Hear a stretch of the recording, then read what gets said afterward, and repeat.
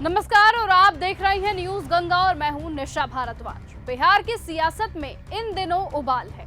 महागठबंधन की हालात ऐसे हो चले हैं कि ना उनके पास दलितों का कोई बड़ा चेहरा है, न ही मुसलमानों का एक ऐसा प्रतिनिधि जिससे पूरे बिहार का अल्पसंख्यक वोटर जुड़ सके। तो वहीं जब एक पत्रकार ने आरजेडी के नेता से यही सवाल पूछा तो जवाब मिला, चंद्रशेखर आजाद और ओवैसी बाहरी नेता है, बिहार में उनका कोई वजूद नहीं है। लेकिन सवाल इस बीच ये कि क्या ये बात वाकई सच है? चंद्रशेखर आजाद ने हाल ही में बापू सभागार में जो ताकत दिखाई वो तेजस्वी यादव के कार्यक्रम से जरा भी कम नहीं। ओवैसी की जनसभाओं में भी भीड़ उमड़ रही थी। तो फिर किस आधार पर उन्हें बाहरी करार दिया जा रहा है? जमीनी हकीकत कुछ और ही कहानी बयां करती है।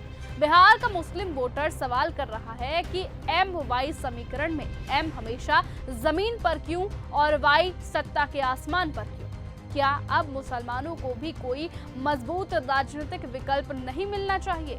लोग पूछ रहे हैं कि कब तक लालू परिवार को ढोते रहेंगे। सच्चाई यही है कि अगर एम और वाई समीकरण टूट गया तो लालू यादव का परिवार वार्ड स्तर पर चुनाव भी जीतने की हालत में नहीं रहेगा।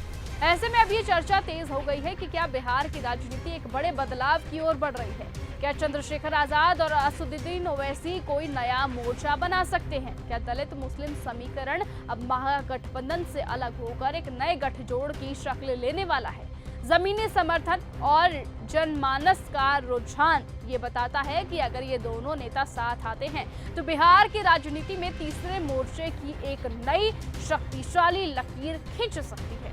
ये सिर्फ अटकल नहीं है बल्कि आने वाले चुनावों की सबसे बड़ी राजनीतिक संभावना भी अब बन चुकी है कि चंद्रशेखर आजाद और ओवैसी मिलकर महागठबंधन की नींव को हिला सकते हैं। और ये भी चर्चा अब जोरों पर है कि आने वाले समय में चंद्रशेखर आजाद और असदुद्दीन ओवैसी आपस में गठबंधन कर सकते हैं और बिहार का चुनाव एक साथ होकर लड़ सकते हैं, जिससे कि महागठबंधन की पूरी नींव हिल जाने की पूरी संभावना अब जताई जा रही है।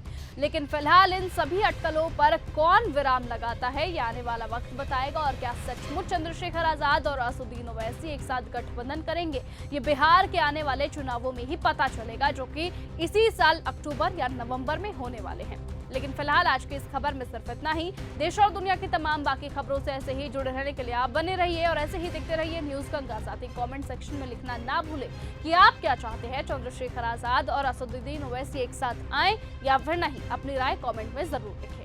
ऐसी ही खबरों को सुनने और देखने के लिए सब्सक्राइब करना बिल्कुल मत भूलिएगा चैनल न्यूज गंगा। खबरें अच्छी लगी तो लाइक का बटन दबाना बिल्कुल मत भूलिएगा। कमेंट बॉक्स में टाइप भी कर सकते हैं और हाँ, शेयर करना भी बिल्कुल मत भूलिएगा।